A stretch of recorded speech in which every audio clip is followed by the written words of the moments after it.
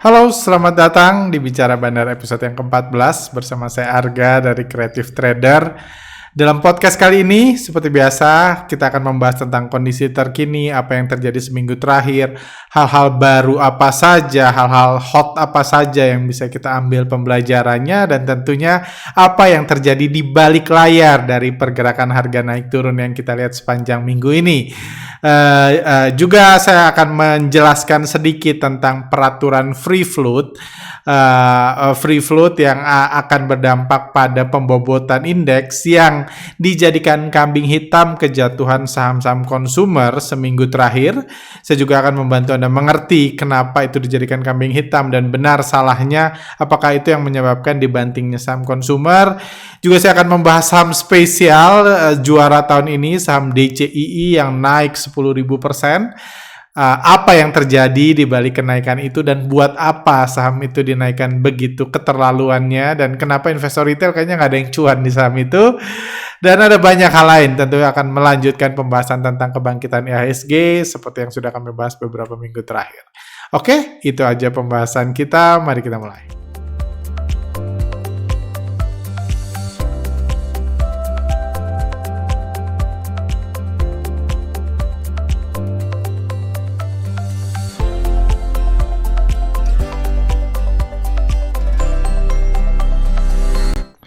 Oke, langsung aja. Ini kondisi IHSG terkini sampai sepanjang minggu ini. IHSG dibuka positif, sempat diturunkan. Pada saat turun ini kami banyak memberikan sinyal-sinyal positif, menarik, berharap turun sehari lagi.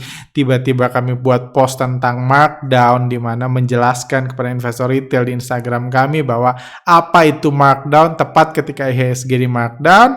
Dan setelah IHSG turun, memberikan kesempatan bagi kita-kita yang mengerti untuk average up atau mulai masuk, IHSG puji Tuhan mulai dikerek lagi oleh investor asing. Hal ini tentunya adalah sesuatu yang sangat positif yang sudah kami bahas sejak 2 minggu terakhir, karena memang kita tahu investor asing mulai masuk lagi di bursa kita. Jadi hal terindah yang bisa terjadi di IHSG adalah IHSG berada dalam genggaman investor asing, di mana investor asing punya kepentingan untuk ngegoreng IHSG, untuk naikin saham-saham blue chip. Kenapa mereka punya kepentingan? Karena mereka baru beli. Karena orang yang punya kepentingan menaikkan harga saham hanya orang yang baru beli kan. Saya nggak punya kepentingan sama naik turunnya harga HMSP karena saya nggak punya sama HMSP.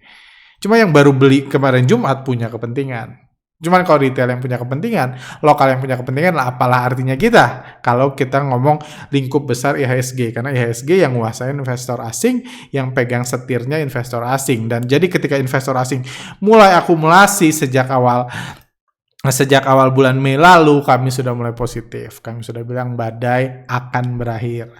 Investor asing udah ada inflow, ada hal-hal positif, kita lihat asing mulai masuk, dan puji Tuhan sekarang asing mulai serius masuk. Bukan hanya masuk, juga disertai dengan markdown, di mana indeks mengalami koreksi sehat tanpa disertai aksi profit taking yang signifikan.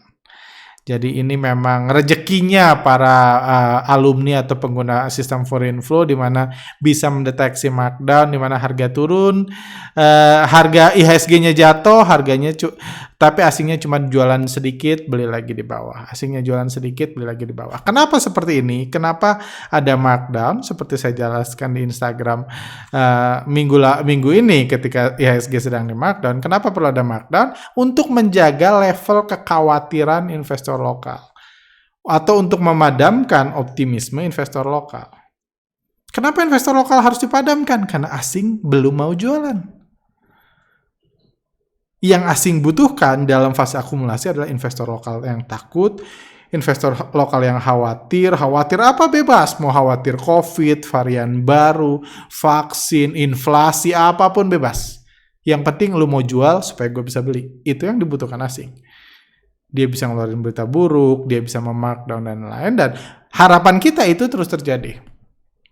Karena bagaimanapun untuk menjadi tuan rumah yang baik ketika asing mau beli, ya lokal harus jualan. Cuma lokal yang mana kan? Saya nggak mau jualan karena saya ngikutin asing. Cuma tentunya kita berharap para penarik garis, para apapun lah, para fundamentalis, veteran investor, dan lain-lain mau jualan ke asing ketika mereka akumulasi. Kayak gitu supaya supaya apa? Demi kebaikan bersama, supaya IHSG-nya naik. Karena kalau asingnya jualan, IHSG-nya turun. Percuma semua kan? Percuma veteran investor beli, teknikalis beli, segala macam beli. Kalau IHSG-nya turun, cuma menderita bersama. Better mereka cut loss, tapi asing masuk, harga naik. Itu lebih banyak yang happy. Yang nyangkut di atas pun lebih happy. Seperti itu. Jadi hal itulah yang kami bahas secara mendetail di Market Outlook 4 Juni lalu. Ada banyak banget yang ikut, ada beberapa ratus orang yang ikut kayak gitu, dan puji Tuhan di situ kami jelaskan secara mendetail hal-hal yang penting di situ yang sedang hot, yaitu inflow asing, adu kaya para konglomerasi yang waktu itu saya katakan. Juga saya highlight tentang harga komoditas yang sebenarnya hanya tinggal menunggu waktu, menunggu kondisi positif untuk mulai digoreng. Kayak gitu. Mulai digoreng, itu yang saya jelaskan juga. Dan puji Tuhan setelah cukup lama ditangisi, cukup lama dibully, cukup lama diprihatinkan, hari Jumat kemarin harga saham batubara mulai naik, dan nanti mungkin saya akan bahas lebih mendetail tentang itu. Hal menarik lain yang jadi hot minggu ini adalah pembobotan indeks berubah. Ini saham-saham free float kecil, jadi ada pembobotan indeks yang ya dirubah. Dan apa itu penyebabnya dan kenapa saham-saham ini, banyak saham-saham yang terkoreksi karena pembobotan indeks tersebut. Itu yang jadi kurang lebih kayak gini. Jadi ini mungkin ada beritanya, Anda bisa baca. Secara bertahap, Bursa Efek Indonesia akan menyeragamkan metode penghitungan indeks saham berdasarkan jumlah saham publik yang beredar alias free float. Kayak gitu, harapannya apa terserah, kayak gitu. Dari 38 indeks terdapat di BI, sudah ada 9 indeks yang menggunakan free float, LQ45, IDX 30, dan termasuk LQ45 dan IDX 30. Lainnya masih menggunakan metode rata-rata tertimbang atas kapitalisasi pasar alias market capitalization weighting method. Metode lama ini memperhitungkan seluruh saham tercatat sebagai pembobotan. Yang terdekat adalah indeks Srikahati dan bisnis 27 bla bla bla 1 Juli. Lalu buruan berikutnya ada Kompas 100. Lalu mulai 1 Oktober penyesuaian. Lalu penyesuaian pada IHSG dimulai 1 Oktober. Di tahap pertama ada 30 saham yang bobotnya menjadi dihitung berdasarkan free float. Apa ini? Mungkin saya nggak tahu ada edukator lain yang mengajarkan atau enggak, karena simply saya miss membahas ini ya, karena fokus yang lain. Saya nggak punya saham-saham yang lagi dibanting, jadi nggak melihat ini sebagai sesuatu yang kepentingan saya, jadi saya lupa bahas di podcast sebelumnya. Oh ya, karena beritanya juga baru tanggal 5 ya, tanggal 4 Jumat gitu, belum saya bahas di ini. Jadi kurang lebih kayak gini. Kenapa ini ngefek? Oh ya, tadi ada satu lagi. Oh, ini ada list. Ada list saham yang saham Kompas 100 dengan free float kecil, salah satunya ada KF. Ya udahlah, KF kan yang atur si Ibu Kos kan. HMSP ini yang banyak nyangkut bersama itu, HMSP, PSAB, BNG, Tepia dan lain-lain. Jadi apa sebenarnya ini, masalah apa yang terjadi? Kenapa berita ini menyebabkan saham-saham konsumer yang free float-nya kecil, salah satunya HMSP, turun? Karena kita lihat terlepas nyambung atau enggak, HMSP memang harganya turun. Kayak gitu. HMSP memang harganya turun. Mungkin kita bisa lihat di sini. Nah, ini HMSP. Harganya jatuh udah 1.200-an. Kayak gitu, udah turun, udah puas banget turunnya dari 2.000 dan lain-lain, terus turun gila-gilaan. Oke, apa hubungannya sama free float? Jadi kayak gini. Gimana ya saya menjelaskannya? Saya harusnya buat PowerPoint-nya. Cuma kayak gini. Jadi, kalau Anda beli reksadana itu ada reksadana bandar lokal atau reksadana saham-saham gak jelas yang dibandarin sama bandar lokal yang jatuh. Ada reksadana saham blue chip lah kurang lebih. Reksadana bandar lokal itu adu goreng-gorengan saham. Nyetak saham baru goreng, nyetak saham baru goreng, digoreng aja gila-gilaan. Kayak gitu. Kalau bandarnya ditangkap, hancur semua. Itu reksadana bandar lokal. Ada reksadana saham blue chip. Reksadana saham blue chip nggak adu gede-gedean profit. Itu bukan tujuannya. Itu bukan tujuan reksadana raksasa. Itu bukan tujuannya, bukan gede-gedean profit per tahun.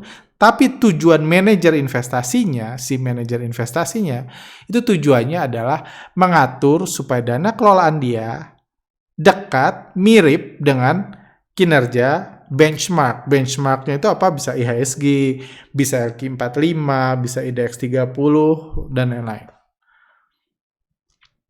Jadi itu tujuannya. Jadi bagi manajer investasi, ingat manajer investasi tujuannya cuma ngelola duit reksadana. Untung rugi dia nggak peduli, selama gue digaji nggak apa-apa. Sama masih digaji. Cuman kinerjanya akan diukur dibandingkan dengan IHSG. Misalnya dana kelolaan dia naik 10%. Kalau di waktu yang sama IHSG naik 8%, dia bilang wah hebat, jagoan. IHSG naik 8, Anda bisa naik 10. Dia udah puas, udah bangga dia sebagai manajer investasi. Kalau di waktu yang sama juga, kinerjanya naik 10% dana kelolaannya, tapi IHSG naik 15%, dia bilang, parah lu, IHSG naik 15%, lu naik cuma 10%. Begitu juga yang turun, yang penting mirip sama IHSG, mirip sama LQ45 atau apapun indeks benchmark. Karena memang itu yang dijual. Terus gimana caranya? Gampang. Jadi kan setiap orang kan ya kalau bisa kerja sebentar, udah itu nggak usah kerja lagi kan. Tinggal marketing aja jualan. Kalau turun, nggak apa-apa turun selama IHSG turun. Jadi mereka akan cari tuh saham-saham yang bobotnya besar buat IHSG. Misalnya 10% dari bobot IHSG di BBCA. BBCA itu efeknya 10% dari 10% IHSG itu ditentukan dari pergerakan BBCA. Jadi apa yang dilakukan? Saya beli BBCA 10%. BBRI 4%. Dari portfolio saya beli BBRI 4%. Telkom 2%. Dari portfolio saya beli Telkom 2%. Gitu terus. Jadi terserah IHSG mau kemana, mau BBCA naik, mau BRI turun, Telkom itu, kinerjanya akan mirip dengan indeks benchmark, dengan IHSG atau apapun. Kayak gitu. Itu dulu. Jadi dulu, sebelum ada peraturan ini, sebelum ada rencana ini, ngaturnya based on market cap. IHSG market cap-nya berapa gitu, BCA berapa, itu persentasinya, makanya beli BCA 10% itu sesuai market cap. Cuma kalau itu dirubah jadi acak-acakan. Bentar. Oh itu dirubah jadi acak-acakan. Kenapa? Jadi rencananya nanti nggak berdasarkan market cap, itu berita yang kita baca tadi. Bukan lagi berdasarkan market capitalization, tapi berdasarkan free float. Jadi meskipun nilainya tinggi, market cap-nya tinggi, jadi punya bobot yang besar dulu sebelum ada peraturan. Punya bobot yang besar sebelum ada peraturan, karena market cap-nya tinggi. Cuma karena free float-nya kecil, nanti dikalikan. Nanti dihitungnya bukan market cap. Misalnya, selama ini manajer investasi gue masukin 10% dari HMSP karena HMSP pengaruhnya 10% dari IHSG. Dari 100 miliar, beli HMSP 10 miliar. Itu HMSP. Karena apapun yang terjadi di IHSG, ya saya akan ngikut. Tujuannya kan buat itu. Cuma masalahnya, kalau suatu hari, kalau nanti sudah dirubah, wah, nanti per 1 Oktober, karena free float HMSP kecil, HMSP itu nggak akan 10% efeknya buat IHSG, tinggal 1. Oh mateng, kata manajer investasi. Kalau gitu ya lumayan mateng ya. Karena saham saya untuk ngikutin IHSG, berarti nilai saham saya nilai portfolio saya di HMSP nggak boleh 10 miliar lagi, tapi harusnya 1 miliar. Berarti harus dikurangkan 9 miliar. Itunya yang diguyur. Itu yang menyebabkan Ini peraturan free float bisa menyebabkan kejatuhan harga bagi saham-saham yang free floatnya rendah. Dan HMSP salah satunya yang free floatnya paling kecil di Kompas 100.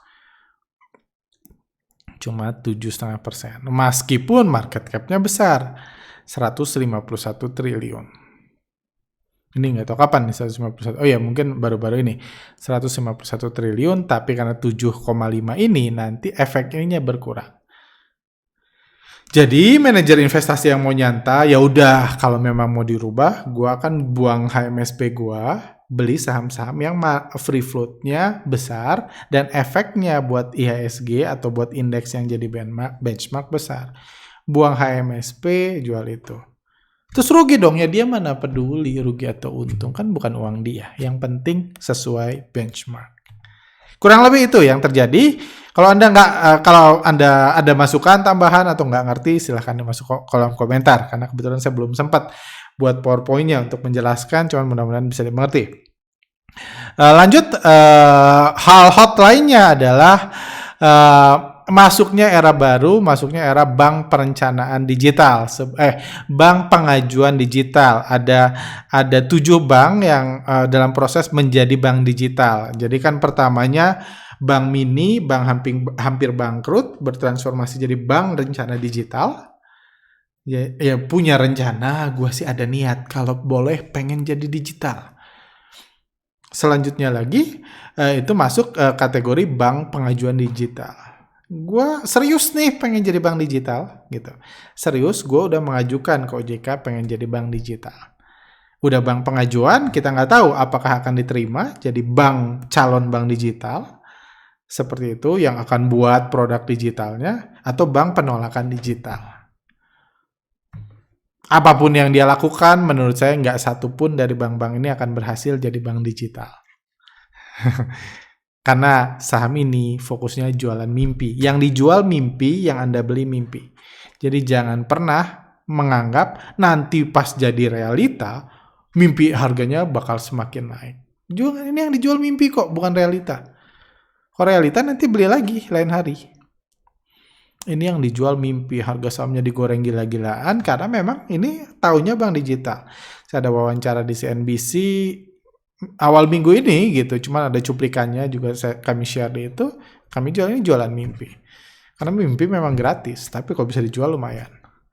Karena jangan pernah lupa, bank digital, semua yang digital itu lebih tersentralisasi, lebih sedikit pemain besarnya daripada yang bukan digital. Kayak contohnya, sebelumnya bisnis perdagangan retail itu menyebar di seluruh Indonesia. Ada ribuan raksasa-raksasa, konglomerat-konglomerat yang buat perdagangan misalnya makanan, pakaian, sepatu, dan lain-lain. Setelah ada ini, cuma ada jadi Tokopedia, Bukalapak, Shopee. Cuma butuh 3. Nggak butuh lebih banyak, Bang. Begitu juga bank digital. Sekarang ada pemain besar, BTPN, Genius itu turun harga sahamnya karena dia sudah jadi bank digital, bukan bank perencanaan, bukan bank penolakan. Jadi kalau Anda main di sini pintar-pintar ngeliat opportunity, sadar pasti ini jualan mimpi yang Anda beli. Mimpi itu ya kalau Anda bisa jual lebih mahal syukur. Kalau jadi hilang pun ternyata ini hanya mimpi. Terus di Airbnb berjilid-jilid pun Anda harus ngerti resikonya. Kayak gitu. Menariknya lagi, di hari yang sama keluar berita Warren Buffett berinvestasi ke Nubank di Brazil. Kebetulan saya pernah tinggal di Brazil. Ini memang bank digital yang cukup besar di Brazil. Itu investasi 7,1 triliun di bank digital Brazil. Ini menarik karena memang sekarang semakin terlihat antara Bapak Warren Buffett dan Warren Buffett versi Indonesia, Bapak Lo Keng Hong, semakin jauh. Warren Buffett beli saham Apple, beli saham Amazon. Sekarang ini beli bank digital ya, saham bank digital. Bukan rencana, bukan penolakan digital, tapi bank digital beneran yang udah jadi, yang marketnya sudah besar, dia beli. Jadi dia masuk ke zona digital, sementara Lo Keng Hong lebih fokus untuk bekerja sama dengan para konglomerat untuk jadi brand ambassador untuk membangkitkan LK homologinya.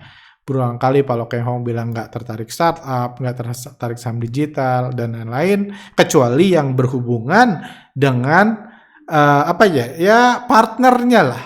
Dia kan sekarang brand ambassador. Jadi perbedaannya menarik. Ini pun saya sangat menarik melihat bagaimana para mantan value investor ini transisinya ke Lo Keng Hong homologi itu gimana. Karena umumnya saham-saham yang ada dikait-kaitkan dengan beliau, umumnya fundamentalnya sudah mendekati ya nggak ada menarik-menariknya gitu kalau Anda belajar fundamental pakai metode dulu. Cuma ya beliau yang ini namanya juga kan LK homologi kan, bukan lagi value investing.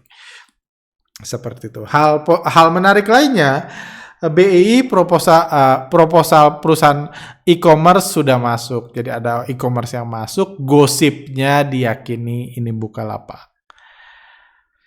Seperti bilang, Bukalapak itu banyak dimiliki oleh investor Indonesia. Valuasinya saya lupa, belasan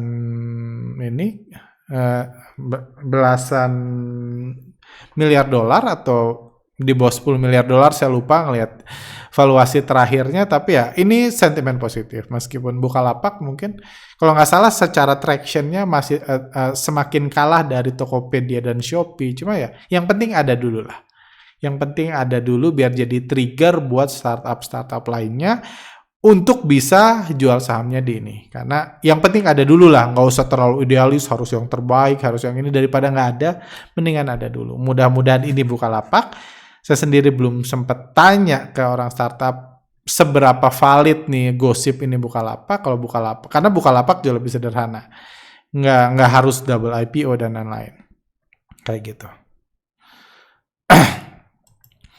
Hal menarik lain itu adalah kenaikan saham batubara. Anda kalau lihat ya, saham batubara udah naik berbulan-bulan sama bandarnya nggak dipedulikan. Jadi ini membuktikan bahwa kenaikan batubara nggak ada hubungannya sama saham batubara. Kalau kecuali dihubungkan oleh bandar. Jadi kita cuma bisa bantu share, mengingatkan, menggerakkan hati nurani bandar. Ini harga batubara naik, baca dong please. Gitu. Naik loh harganya, udah rekor tertingginya 5 tahun terakhir dong, baca dong please.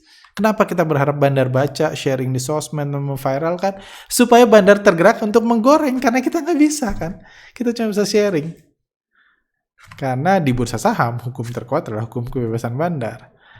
Itu yang saya bahas hari Jumat lalu atau Kamis lalu, dan puji Tuhannya siangnya harga saham batubara mulai digoreng. Saya lihat beberapa dari sudut bandarmologi belum semua diakumulasi dengan baik. Cuma ada beberapa itu sudah mulai diakumulasi 3-4 hari terakhir. Mudah-mudahan karena ini harganya masih sangat rendah dibanding bulan-bulan sebelumnya, mudah-mudahan retail nggak cepet euforia nih. Karena syarat harga sahamnya langsung naik itu di bawah retail-retail yang udah muak pada jual dulu ke bandar biar bandarnya bisa akumulasi di harga bawah. Mari kita lihat, diamati terus. Saya sendiri belum punya satupun saham batubara meskipun tim beberapa sudah punya. Cuma ya saya akan amati. Ini salah satu watchlist saya minggu depan. Seperti itu. Hal lain yang bisa menarik itu adalah sedikit berita kripto untuk yang mungkin yang masih mencoba trading kripto. El Salvador jadi negara pertama yang menganggap Bitcoin sebagai legal tender alias mata uang. Jadi sebelumnya kan saya bilang kripto itu mata uang palsu kan. Karena uang yang nggak diakui negara manapun itu adalah definisi dari uang palsu. Uang yang asal aja nyetak gitu. Anda bisa nyetak kertas gitu atas nama Anda, itu uang palsu namanya. Kalau dipakai buat transaksi. Cuman terlepas dari semua kripto lainnya masih fix dia masuk kategori uang palsu, tapi Bitcoin sekarang bisa disebut uang El Salvador. Karena di El Salvador saya lihat ini negara miskin yang isinya kopi sama pisang kalau nggak salah. Kayak gitu, lucu presidennya juga topinya kayak gini, pakai kardigan gitu, dan saya nggak tahu ini negara apa gitu, dekat Jamaika sana kalau nggak salah, negara kecil. Cuman dia membolehkan pakai Bitcoin. Mungkin presidennya ini juga ikut trader kripto atau dia juga mau nyetak uang palsu sendiri gitu biar nggak usah bank ininya kan. Nggak usah bank sentralnya yang nyetak, nanti dia nyetak sendiri uang dia, nanti ditransaksikan biar dia sukses gitu, nggak pakai kardigan mulu. Kayak gitu. Cuma nah ini sih, ini ada positifnya, ada positifnya bagi para trader kripto. Itu jadi karena salah satu bahaya terbesar saya bahas di market outlook awal Juni ini adalah bahaya terbesarnya itu ditutup di berbagai negara. Karena pertumbuhan kripto itu merugikan semua negara. Nggak ada negara yang kalau kriptonya tumbuh beneran, jadi orang transaksi pakai kripto, nggak ada negara yang untung. Kenapa? Kenapa nggak ada yang? Ya apa untungnya? Tadinya gua yang ngelola fiskal, gua yang nyetak uang, gua yang atur. Sekarang diatur sama nerds atau konglomerat di luar negeri. Nggak ada negara happy. Emang Sri Mulyani happy gitu. Uang rupiah melayang ke luar negeri ke sakunya Elon Musk diganti anjing digital. Nggak happy. Menteri Keuangan nggak happy. Semakin besar uang-uang lokal yang diambil para bandar-bandar kripto, semakin nggak happy.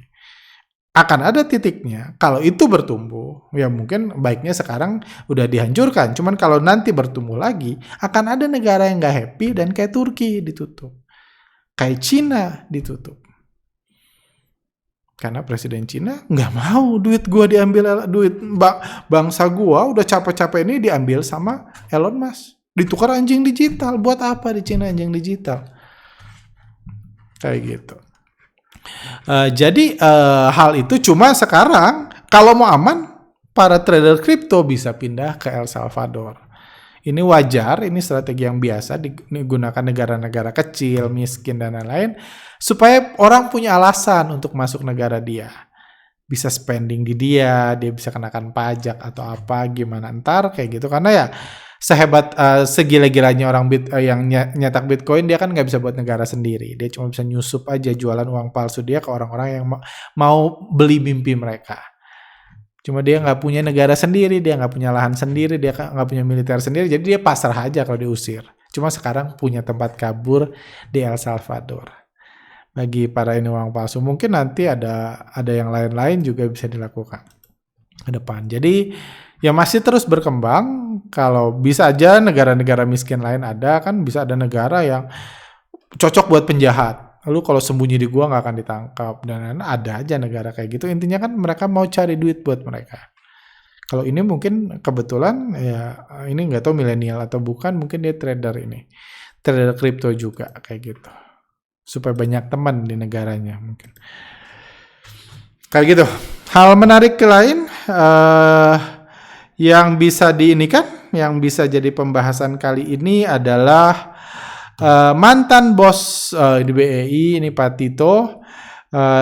Dia minggu ini dia bilang dia tidak setuju kode broker dihapus. Sudah resmi beritanya bahwa kode broker akan ditunda penghapusannya sampai akhir bulan Agustus. Cuma beliau mantan bos BEI periode sebelumnya. Kalau Anda udah trading 5 tahun atau dalam kepemimpinan beliau, Anda sadar waktu kepemimpinan beliau, Pak Niki dan lain-lain, bursa saham itu lebih ramah ke retail. Mungkin itu yang menyebabkan dia hanya satu periode sampai 2018 kayak gitu. Dan beliau mengatakan bahwa menilai penting bagi BEI memberikan semua informasi pasar secara bersamaan sehingga perdagangan menjadi lebih efisien. Ini menarik ini statementnya, memberikan semua informasi pasar secara bersamaan. Jadi artinya apa? Mungkin yang ini mungkin bandar sih bisa lihat broker summary. Jadi informasi pasarnya diberikan tapi tidak bersamaan. Mungkin bandar yang masih butuh broker summary masih bisa, cuma sebagai retail nggak bisa. Karena memang goalnya buat menutup mata retail, supaya lebih rajin ngeliat laporan keuangan. Dan nggak ngikutin bandar, yang penting itu sih. Mau lihat laporan keuangan, mau nggak apa-apa, nggak guna kan, kayak gitu. Cuma yang penting jangan ngikutin bandar. Atau ngurangi mereka yang bisa ngikutin bandar. Lanjut, hal menarik lainnya. Minggu ini itu DCII yang naik gila-gilaan. Ini saham ini naik 10.000% sejak IPO. Dia IPO 6 Januari di harga 420. Sekarang 43.000 harganya. Januari di IPO 420. Diarahin waktu itu kami bahas, sempat kami mention ini saham punya izin khusus, bisa arah terus, nggak disuspend. Dia memang untuk perjalanan jangka panjang. Ada yang tak baca podcast kami bulan Januari lah, nonton follow Telegram kami tentunya ingat, kami bilang ini perusahaan dengan ini khusus, izin khusus, bisa naik terus. Dia naik dari 400 ke 11.000, udah itu menariknya di tanggal 31 ini keluar berita, ini terungkap ini alasan DCII kasih Anthony Salim saham terdiskon. Jadi di sini seperti dilaporkan pada otoritas bursa, Anthony Salim menambah kepemilikan atas saham DCII sebanyak 192 juta saham. Transaksi dilakukan 31 Mei dengan harga 5.277 sehingga transaksi bernilai 1 triliun. Pak Anthony Salim yang selama ini bosnya grup Indofood, dia beli saham DCII tanggal 31 Mei. 31 Mei itu tepat ketika harganya di sini, di harga 5.000 dia dapat 1 triliun. Udah itu rewardnya naik ke 40, hampir naik ke 50.000 hari Jumat kemarin, ditutup di 43.000 dan udah naik 10.000%. Pertanyaannya, masihkah Anda percaya bandar nggak bebas? Karena bandar mah bebas. Ini perusahaan, apa bedanya perusahaan ini 6 Januari 2021 lalu sama hari ini? Nggak ada bedanya. Dia perusahaan data center gitu. Labanya tadi saya lihat sekilas, mungkin kita bisa lihat. Nah, DCII itu labanya itu 48M. Iya, lumayan 48M. Tapi pernya itu pernya kalau laba ini dikali 4, pernya itu 539 kali. Jadi butuh setengah abad buat balik modal. Mungkin udah 5 turunan, 6 turunan Anda beli, kalau semua untungnya dikasih ke Anda, butuh 6 turunan untuk balik modal. Kok bisa kayak gini? Bandar mah bebas. Udah dibeli Pak Anthony, ya udah kita naikin aja. Keberapa? Bebas. Hukum kebebasan bandar adalah hukum terkuat di bursa saham. Pembelajaran simpelnya itu aja. Bandar mah bebas. Kayak gitu. PBV-nya 100 kali dan lain-lain. Yang kerennya market cap-nya sekarang udah 102 triliun. DCII udah peringkat berapa ini? Mungkin udah di atas ICBP. Kita lihat. ICBP itu buat Indomie, buat mie instan udah berapa puluh tahun. Dia udah ngasih makan berapa ratus juta orang. Udah berapa miliar orang yang buat mie goreng. Nilainya cuman 95 triliun. Kalah sama DCII. Saham yang lahirnya 6 Januari. Udah 102. Dan kita nggak tahu ini mau dibawa berapa. Mau nyusul BCA kah? Bandar mah bebas. Ini udah 102. Arto udah terancam nih di 180. Arto udah buka loh. DCI ya nggak tahu ini apa. Kayak gitu. Udah dinaikkan. BBN ini siap kesusul. Mungkin 1-2 hari lagi BBN ini cepin bisa kesusul. Kayak gitu. Itulah realita di bursa. Apa yang sedang terjadi? Ini adu kaya. Simple kan? Kalau ngegoreng ICBP susah, asing punya, retail punya, gerak sedikit dibahas di forum, dan lain-lain pusing. Beda sama ngebahas ini kan, sama ngegoreng ini DCII. Nggak ada yang tahu itu perusahaan apa. Tiap hari naik. Antrenya satu lot. Itu juga yang bertanya, kenapa DCII naik tapi nggak ada yang ngaku cuan? Karena nggak semua saham di bursa itu dibuat untuk dijual ke retail. Itu yang harus Anda pahami. Tidak semua saham di bursa dibuat untuk dijual ke retail.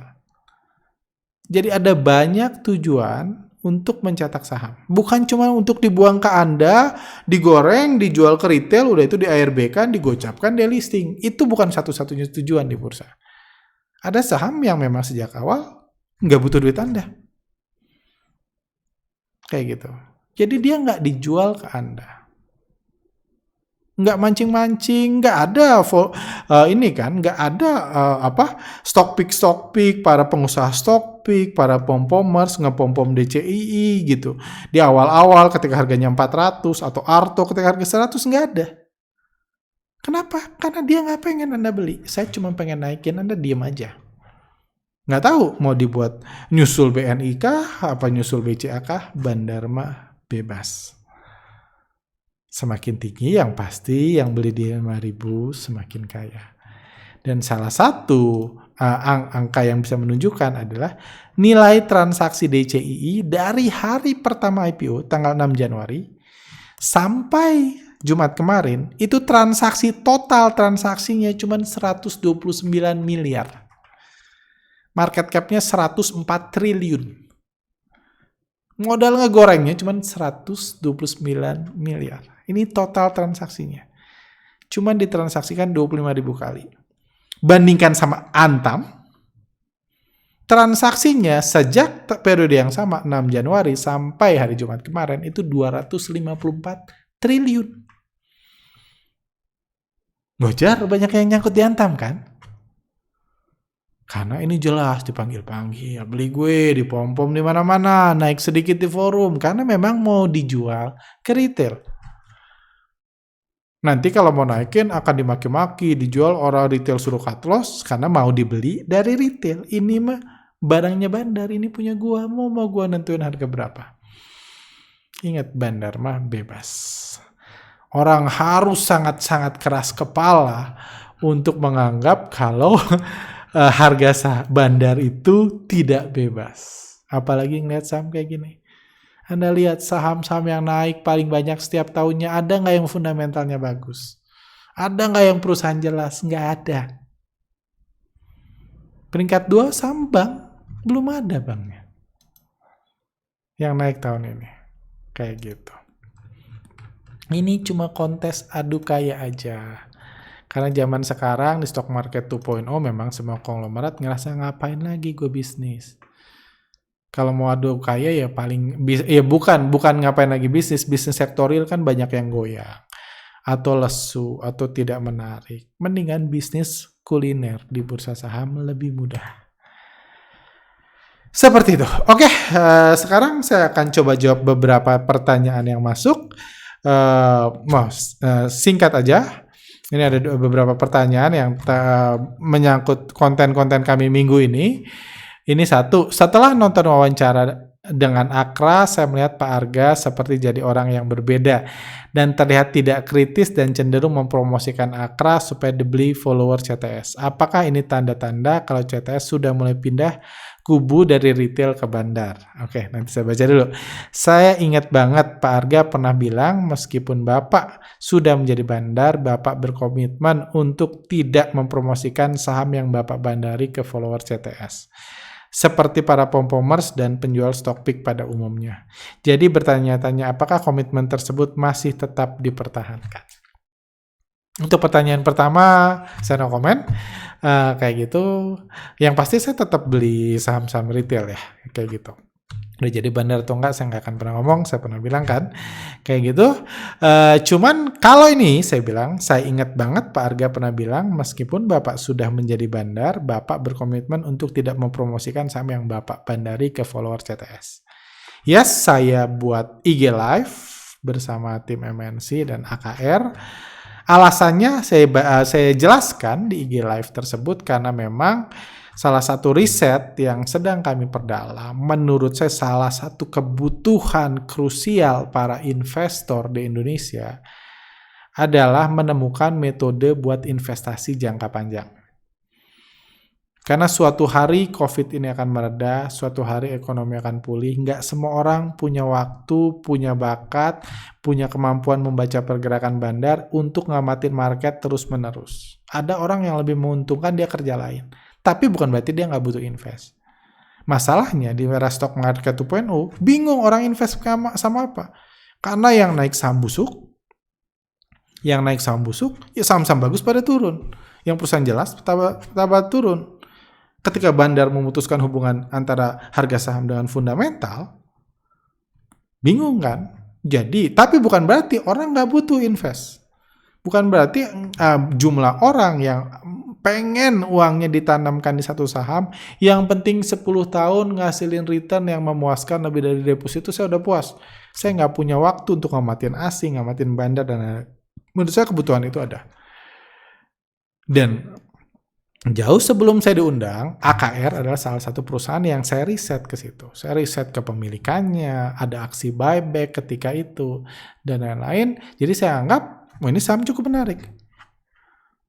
At least perusahaannya jelas, pemiliknya masih punya saham yang besar, ada kepedulian untuk invest jangka panjang.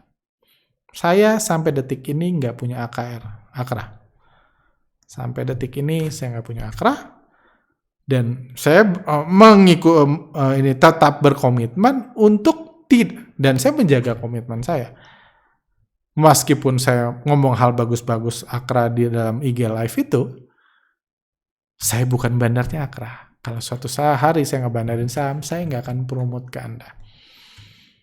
Jadi itu komitmen yang akan terus saya jaga. Saya bilang saya nggak akan mempromot saham yang saya bandari. Kalau suatu hari saya jadi bandar. Kalau saya mempromot AKRA, saya udah bilang ini buat investasi jangka panjang. Saya nggak minta Anda beli. Menurut saya follower CTS harusnya udah cukup pintar lah.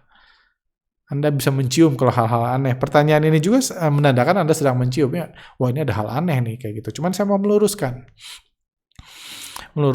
saya sedang fokus ke riset itu, jadi saya menyambut kesempatan untuk bisa ngobrol sama direksi. Bukan hanya ngobrol sama direksi, tapi IG Live. Jadi Anda pun bisa mengambil manfaatnya, bisa mendapat informasinya. Saya sih senang, menurut saya itu bisa ngasih Anda something. Anda nggak harus beli sahamnya, bukan saya kok bandarnya. Saya punya aja nggak, saya nggak butuh Anda beli saham AKRA, mau jual AKRA terserah, saya nggak tahu harga sahamnya kemana. Cuman setelah IG Live itu pun saya semakin yakin ini saham yang menarik buat terus diriset untuk investasi jangka panjang 5-10 tahun ke depan. Kayak gitu. Anda bisa nonton kalau mau, nggak juga nggak apa-apa. Yang pasti yes, komitmen saya akan terus dipertahankan. Saya nggak akan mempom-pom saham yang saya bandari. Kalau suatu hari saya jadi bandar. Kayak gitu.